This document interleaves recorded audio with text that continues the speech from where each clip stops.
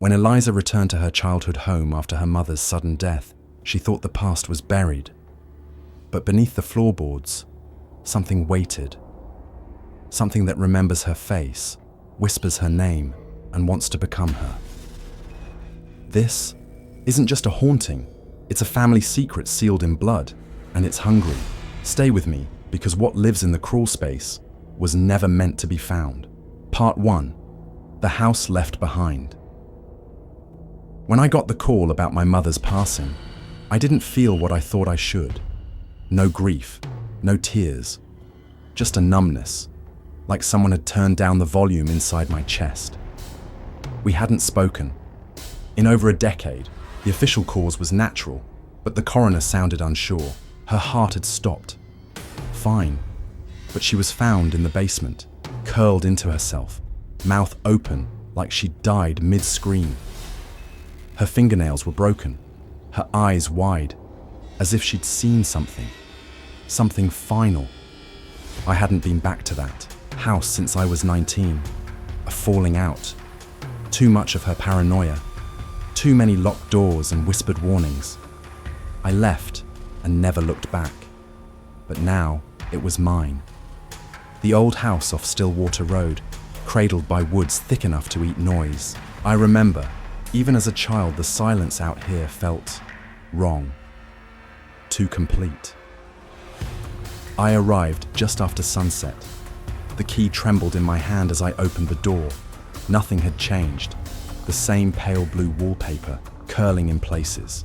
The grandfather clock, in the hallway, still ticking despite no one winding it in years. Even the same scent, mothballs and something faintly metallic, like pennies under the tongue. Everything was pristine, untouched, too clean. There were no signs of a struggle. No indication anyone had lived here alone for years. Her slippers by the bed. Her toothbrush in the holder. A cup of tea on the kitchen table, long gone cold. I walked through the rooms, feeling like an intruder in a museum built from my childhood. And the silence, it followed me, clung to me. Memories came back like bruises, quick and ugly. Her strict routines, her mutterings to herself, the strange symbols she carved into the underside of furniture. And always, the rule, never go near the crawl space. She never said why, just that it was dangerous, that it wasn't meant to be opened. I used to think it was just another one of her delusions, like the mirrors she covered with blankets or the salt lines she poured in the windowsills. But as a child I obeyed, because I was scared of her. And maybe scared of what scared her. That night, I unpacked what little I'd brought. A suitcase of clothes, some old photos. I lit a candle in the living room, more out of habit than anything else. Electricity worked, but the light felt too harsh, too artificial. The candle flickered, casting long, dancing shadows across the walls. And then I heard it, a faint, rhythmic tapping, soft, deliberate. Beneath me, I froze, listened. Tap, tap, tap. Not pipes, not the house settling. It came from below the floorboards. The basement. My skin went cold. I told myself it was nothing, that the house was old, that wood shifts and groans. But something about the cadence felt intentional. Still, I made myself go down. The basement stairs creaked, underfoot, dust puffing with each step. I hadn't been down there since I was a teenager. Even then, only once. She never allowed it. The light bulb at the bottom buzzed and flickered. Weak, yellow light spilled across concrete walls and shelves lined with jars. Dead insects suspended in liquid. Strange bones. Scraps of fabric. I turned the corner, and there it was, the crawl space, tucked behind the furnace. The door was barely 3 feet high, thick oak, stained darker than the rest of the basement walls, and it was chained shut. 2 rusted chains, crossed over each other. Nails driven into the frame at odd angles, faded chalk markings, sigils maybe, surrounded the perimeter. Some looked smudged, others almost scratched out. I stepped closer. The chain had been taut. I remember that. When I glanced at it earlier, it looked tight, sealed. But now it hung a little loose, just enough to rattle if something brushed it from the inside. I leaned in, held my breath. Nothing. I didn't open it. I couldn't. Not yet. But I knelt to look closer and saw something just beneath the gap at the bottom of the door. A scratch mark, deep, like something clawed at it from within. 5 long lines, human-shaped. I backed away, slowly, careful not to make noise. And as I turned to leave the basement, I swear, I felt it. A breath. From the crawlspace, hot and moist against my ankle. Ran upstairs and slammed the basement door behind me, locked it, and then pushed a chair in front of it like a damn child. I didn't sleep, not because I wasn't tired, but because I couldn't stop hearing it. That soft tapping, coming from below like something counting. 1, 2, 3, over and over. And in the space between each tap, I could almost hear a voice, not words, just syllables, breath trying to form a name. My name, Eliza, Eliza, Eliza. The house felt colder, the silence heavier. I tried calling someone, just to hear another voice. My phone lit up, no service, no Wi-Fi, just a blank bar. Outside the wind blew, but the trees didn't move. I sat in the kitchen, staring at the teacup my mother left behind. It had a lipstick stain, still fresh, but my mother hadn't worn lipstick in years. I told myself I'd leave in the morning. Get some sleep, sort the house out later. But something inside me knew I wouldn't be allowed. This house, this thing, wanted me to stay. And somewhere beneath the floor, just beyond the door, I was never meant to open. Something else wanted out. Part 2. Things that live in dust. I tried to pretend the first night was a fluke. The tapping, the breath on my ankle, the loosened chain. But some things don't fade with morning light. I made coffee that tasted like dust and decay. The silence in the house was thicker now, like the walls were listening. Watching. I spent most of the day going through my mother's things, anything to keep my hands busy. I found boxes she'd labelled in neat block letters. Notes, cloth, salt. The journals were the worst, not normal entries, no stories, no feelings. Just rows of numbers, measurements, names I didn't recognise. Then full pages dedicated to phrases, scrawled over and over again. It's getting stronger. It knows I'm weakening. It remembers the blood. Don't speak its name, and one sentence, underlined so hard the paper tore. It is not Eliza. I should have stopped reading. But I didn't, because part of me had to know what she'd been hiding. There were food logs, not her meals, offerings, chicken bones, bits of hair, old teeth. Descriptions of them going missing overnight, as if the house itself had taken them. That afternoon, I stepped out onto the porch to get some air. The neighbours across the road, Mr. and Mrs. Hale, stood still as statues in their garden. Not gardening, just watching me. When I lifted my hand in an awkward wave, they turned in unison and went inside without a word. I walked down the road to the old general store. No one smiled. No one asked if I was new in town. They looked through me, like I was a shadow in a place I didn't belong. One woman, a wiry old thing with milky eyes, cornered me by the eggs. "You shouldn't stay here," she said. Her voice had the texture of gravel. "Not past the new moon." I asked her why. She only muttered, "You'll call it back, like your mother did. You smell like her." I didn't ask her name. I didn't want to know. That night, the house felt even colder. I lit the fireplace, but the flames barely warmed the room. I kept seeing movement out of the corner of my eye, just beyond doorways, behind the frosted glass of the windows, always too quick to catch, always where the dark reached furthest. I locked the basement door again, even though I hadn't gone back down. At some point, I must have fallen asleep on the couch. It was the sound that woke me. Long, slow scrape, like fingernails dragged across wood. I sat up, heart punching my ribs, and listened. It came again, louder. I flicked on the flashlight on my phone. The fire had burned out.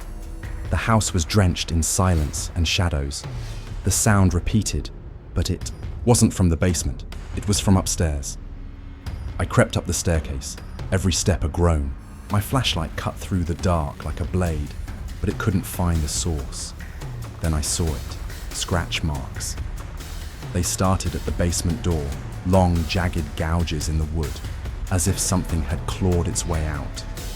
They trailed up the wall, across the floor, up the stairs, all the way to my bedroom door. I didn't open it. I couldn't. I turned around, slowly, and followed the scratches back down, past the stairs, through the hallway, back to the basement. The door was open. I know I locked it. I know I did. The hinges moaned as I stepped inside. The air down there had changed, thicker, wetter. It smelled like mold, old meat, and something sour beneath it all.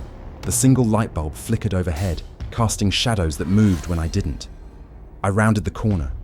The Crawlspace door was no longer chained.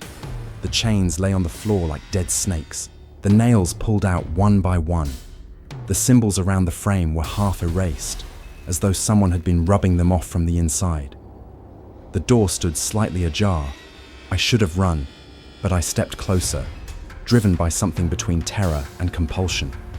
I crouched, lowered myself to the floor. My flashlight beam trembled as I aimed it into the black hollow. The space beyond was deeper than it had any right to be. The crawl space should have ended at the wall, but the tunnel stretched further into impossible darkness. Dirt floor, wooden beams, something wet trickling somewhere. I leaned closer, and then something moved. Not a rat, not an animal, something that slithered and shuffled. Something too large for the space, but still crawling toward me. I saw the outline. 2 long arms. A face I couldn't understand. Eyes too wide. It stopped, just at the edge of the light. I didn't breathe. I didn't move. It didn't either. It just watched. Then I heard it.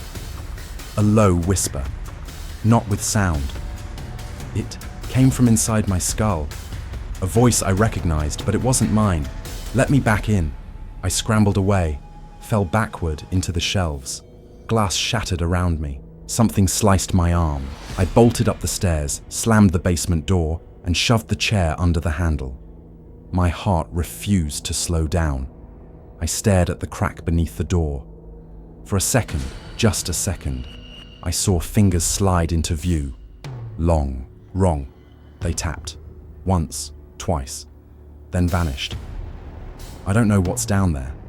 I don't know what my mother fed or what it remembers, but I know this.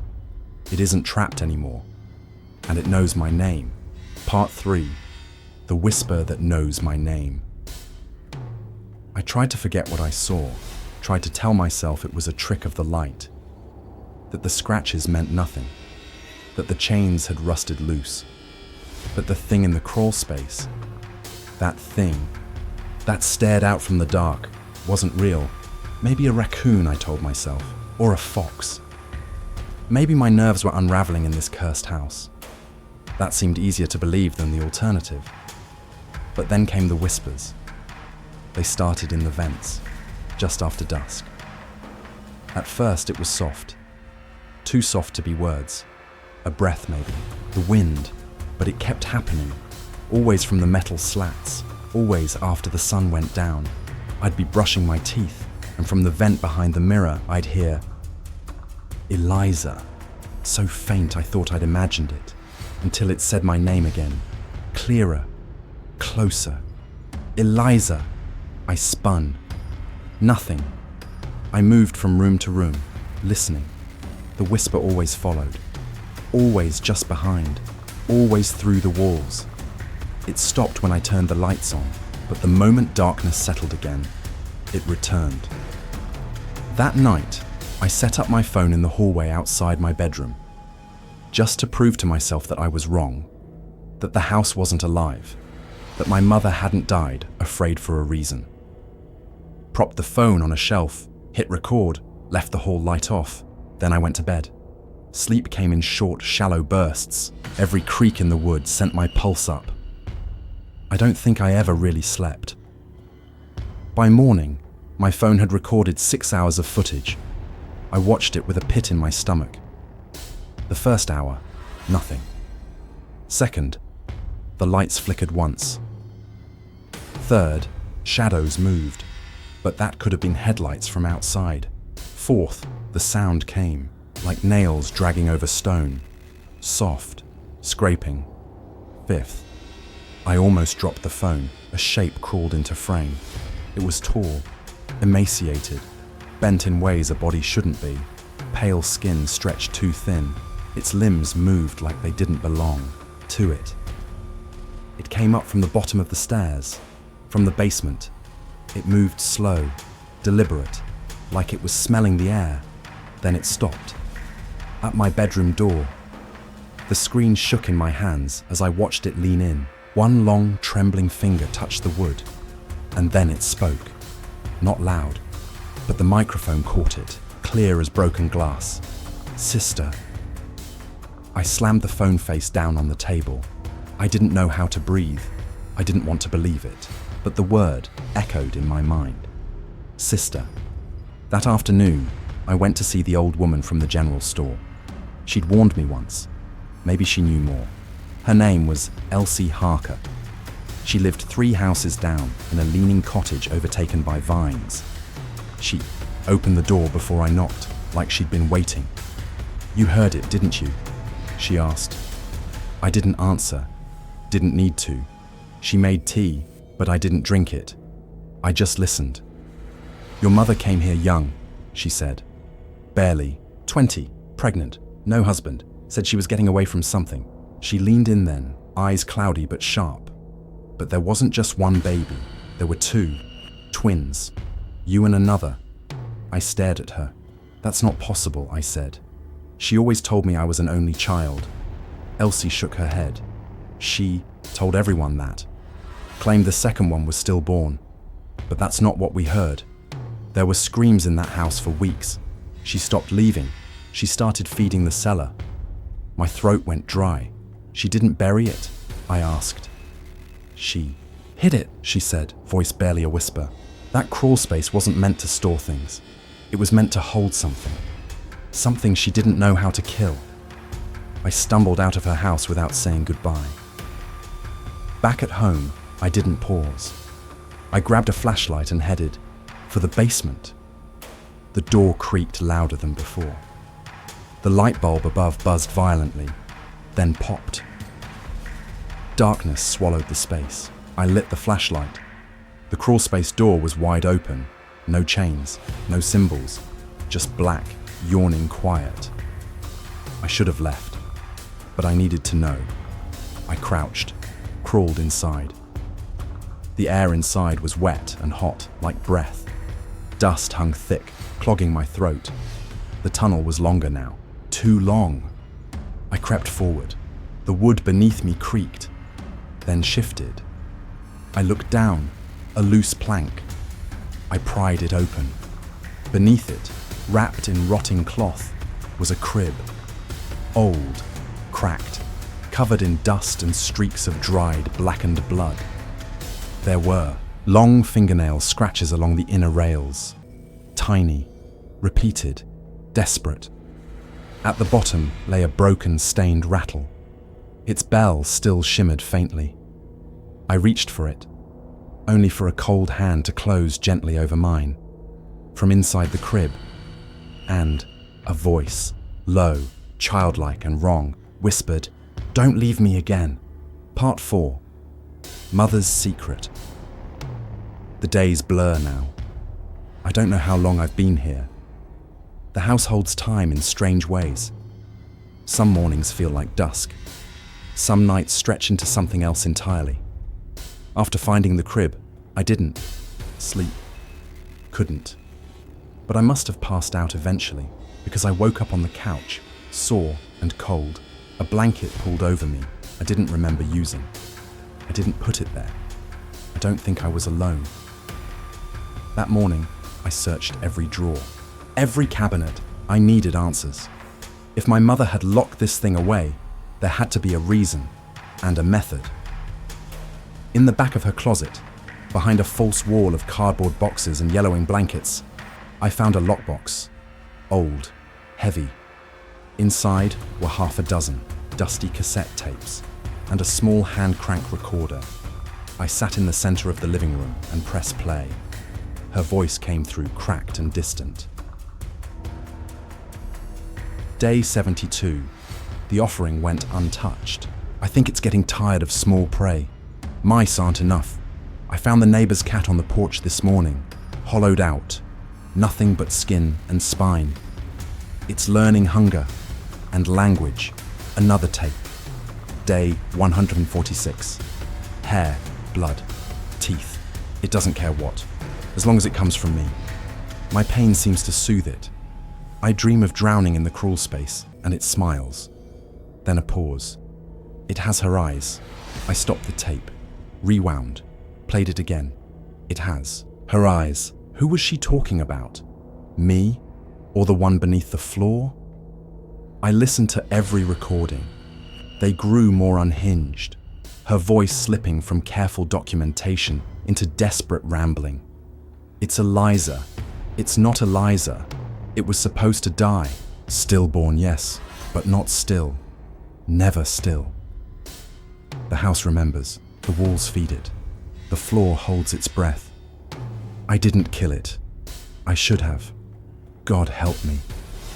The last tape ended with silence. Then faintly, if you're hearing this, I'm already gone. I dropped the recorder, and that's when I heard it. Not through the vents this time. Inside my head. A whisper. Not mine. Not hers. She tried to bury me, but blood remembers blood. I staggered to my feet, clutching my head. The voice didn't stop. You were the lucky one. But I watched. I felt every year. Alone in the dark.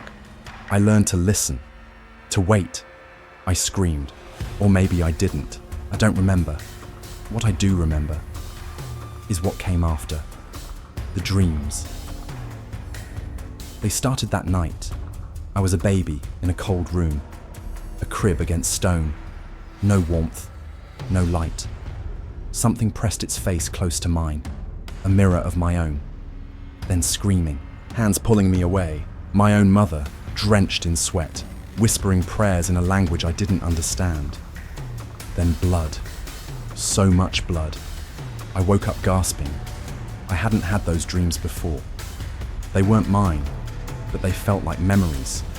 Not mine, hers, or its. Next night, it got worse. I was older, running through the crawl space.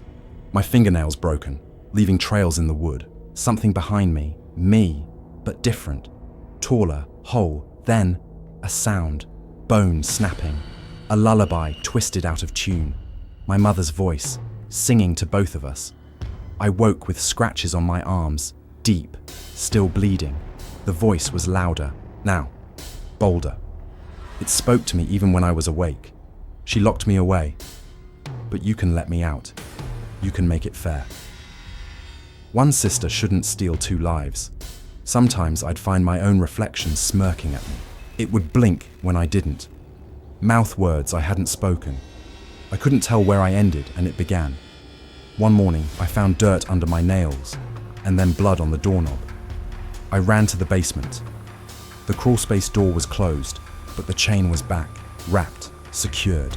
Symbols recarved into the wood, fresh and raw. I didn't remember doing any of it. Then I saw the knife on the floor. Its edge was wet. Something told me I'd been down there. The voice was softer now, closer. We were meant to grow together. You dream of me because you're half of me. Let me in. That night, I left the lights on in every room, took sleeping pills, tried to stay conscious, afraid of what I might do if I slipped under. But something took me anyway. Because when I opened my eyes again, the The world was upside down. Cold earth pressed into my cheek, wooden beams above me.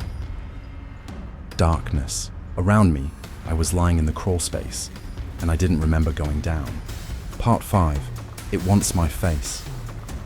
There's no more pretending now. It doesn't hide anymore. It doesn't whisper. It doesn't wait. It watches. Every mirror in the house has become a window, but not for me. For it. It mimics me. At first, I thought it was just my imagination, fatigue, stress. But mirrors don't lie, unless something else is inside them. It started small, a blink delayed, a tilt of the head that didn't quite match mine. Then I noticed that when I stepped away, it didn't follow. It lingered, smiling, subtle, hungry. And now it stands in the corner of every reflection, just watching. Like it's trying to learn me. Mimicry, perfect and patient. Yesterday, I tried to leave. Just walk out, drive, get away from this house, from whatever this is. I didn't pack a bag. I just grabbed my keys and ran. I took the old road toward the next town. There's only one long stretch through the woods. I drove for over an hour and then I saw it. My house. I was back in the driveway, engine off. No memory of turning around. The road had bent, or I had. The house stood like it always had, silent, waiting. The crawl space, I realized, wasn't just under the floor anymore. It was in the walls, in the air, inside me. Later that day, I found something wedged behind the baseboard heater in my mother's room. A note, scrawled hastily in her tight, uneven handwriting. If it takes your place, no one will know. It wears your face better than you do. I sat on the floor, shaking. That's when the neighbor knocked. The same woman who'd warned me not to stay after the new moon. She looked pale, frightened. "I saw you," she said. "Two of you, in the upstairs window. One smiling, one not." I didn't know what to say. She backed away, as if afraid I might not be the right one. I closed the door, locked it, and covered every mirror with blankets and towels. It didn't matter. The reflection was still there, in glass, in water, in the polished wood of the floor, always with a slight delay, always just off. I started hearing the voice again, but this time it wasn't whispering from the vents. It was inside the walls. Sometimes I'd hear it behind the plaster, sometimes behind my own teeth. "Let her in," it said. "She's waited long enough. She's better at being you. You're only half of something." At night, I'd feel fingers stroke my hair, but nothing would be there when I turned. Something breathed under my bed, following my heartbeat. So I boarded up the crawl space. I found nails, wood, every spare scrap in the shed. I hammered until my arms ached, until the door was sealed tighter than ever. But I knew it wouldn't matter. I was too late. This house doesn't need the crawl space anymore. It is the crawl space. I find black mold growing in patterns across the ceiling. Like veins, like runes, it pulses if I touch it. Warm, alive. I haven't slept in 2 days. When I close my eyes, I dream of blood and walls that breathe, of a girl with my face staring back from the crib, mouth full of teeth too sharp to be mine. Last night, I caught my reflection moving while I was still. It smiled, then whispered, "Soon." And now I sit in my bedroom, shaking, with every mirror covered, the crawl space boarded, the doors locked, and I hear it. I hear myself, singing, a lullaby, faint from beneath the floor, from the crawl space, and I'm still upstairs. Part 6. Feed what crawls. It's rotting, the walls, the ceilings, the floors. The house is breathing mold now, thick black veins blooming through the plaster, seeping from every vent and crack. It smells like decay, like something ancient forcing itself back into life. It started in the basement, near the crawl space. I tried to ignore it. I tried bleach, fire, prayer, but it grew back faster. It wants to be seen now. The crawl space doesn't even bother hiding anymore. I hear it creak and stretch, boards bending from within, as though something enormous is pressing against them, just barely held back. It whispers every time I pass. I'm ready. Let me in. You don't have to be alone. And I'm not. Not really. Not anymore, because now it walks the house in my skin. Last night, I saw it at the foot of my bed. Me, almost. But wrong. Its eyes too wide. Its mouth too still. It didn't blink. Just tilted its head and whispered, I missed you. And when I screamed, it didn't flinch. It just smiled. That slow, wet smile that doesn't belong to me. I knew then. I couldn't wait anymore. There was only one thing left to do. Finish the ritual. My mother's journals weren't instructions. They were warnings. Madness, yes. But beneath that, a blueprint. If she could hold it back all those years, maybe I could too. The ingredients weren't impossible. Hair, blood, heat, fire, something to bind, something to burn. The last page was stained, barely legible. Feed what crawls, or it will feed on you. So I began. I cut my hair, drew blood, built a fire in the old basement hearth, drew her symbols in ash and salt across the floor. I whispered her incantations through cracked lips, voice shaking, barely holding the words. The house groaned as I spoke. Then, it arrived, crawling out from the shadows like it was always there, just beneath the surface. It looked more like me than ever, but broken pale, stretching too thin in places. The skin beneath its eyes was purple and raw, like it hadn't slept in centuries. Its fingers twitched, jerking like puppet strings cut and retied. Its face shimmered between mine and something far older. And then it spoke. Not a whisper, not a hiss, just a child's voice full of sorrow and rot. Don't send me back. I couldn't move. I waited in the dark, it said. I listened to your birthday candles. I heard your lullabies through the vents. I learned your laugh. I practiced your face. I was patient. Then it stepped closer, eyes wide. Let me have 1 year, 1 season, 1 sunrise. Its voice cracked. I don't want to be alone again. And that was the worst part. It didn't sound angry. It sounded lonely. I could see it now.